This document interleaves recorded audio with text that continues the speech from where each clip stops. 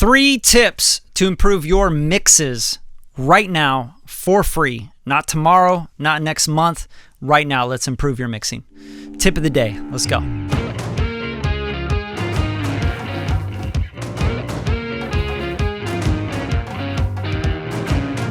All right, so everybody wants better mixes, right? You're like, I'm producing records, I can't get it there. I don't know, my drums aren't hitting like yours. The 808 isn't sitting right. Can't get my vocals to be big and wide and fat and amazing, right? So here's the first tip I will give you, straight up. Start learning from people that have done it.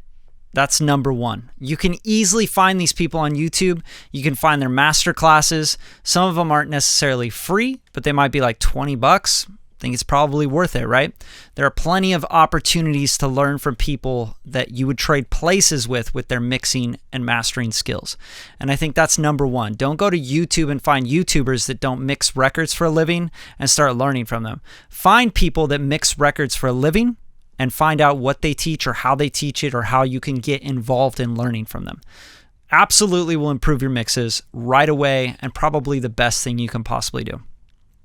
Now, number 2, a really great way to improve your mixing is to start listening on multiple systems and stop going in depth with your mixes on your setup.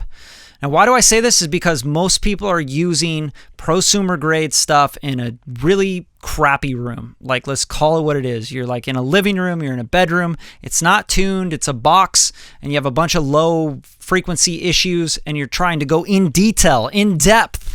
Like straight up, like manipulating the EQ and putting a bunch of surgical cuts in there and boosts and compressing like crazy and have no idea what you're doing. You don't know what you're actually hearing.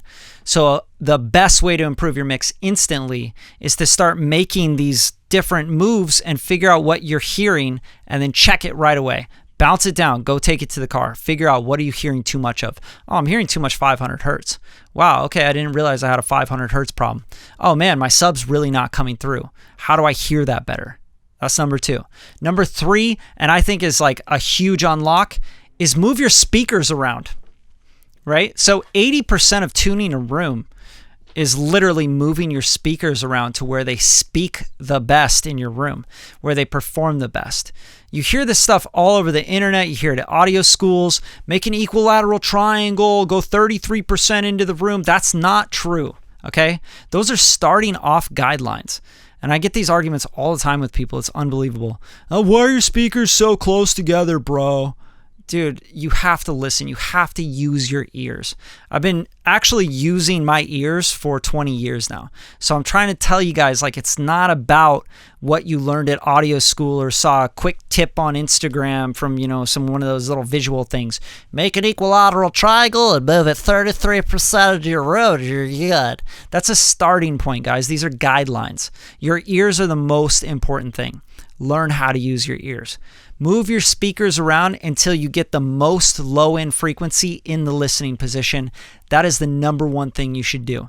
Number 2 is you should hit your mirror positions with some sort of broadband absorption. You're really looking to stop flutter echo and things in the high end and the mid-range, okay? Very easy to control.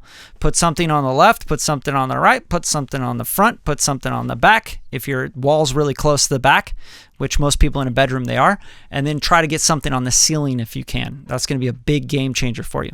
Any reflection point is a really big no-no, right? It's a point to get a doubling of the signal, to get comb filtering, to get phasing, to get a less than ideal direct signal to your ears right from the speakers.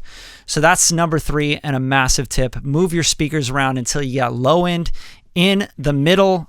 In your listening position, your low end is there. You can hear your kick. You can hear the sub. You can hear the beef of everything. And that's how you know you got a pretty good spot to start with. So if you like this tip and you really want to get deeper into the mixing and mastering, because this is like literally a lifetime, like I've dedicated my life to becoming good at mixing and mastering, right? You can click the link in the description. You can pick up one of our master courses.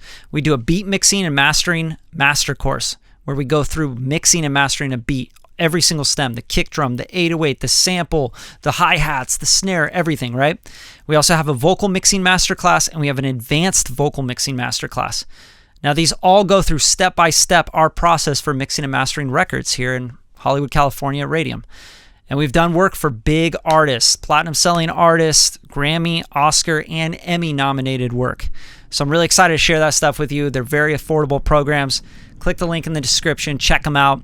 And also, if you like this video, actually like it. It helps us with the algorithm. And drop a comment, a question in the comments. Always here to help. Really appreciate you. Tip of the day, almost every single day. See you later.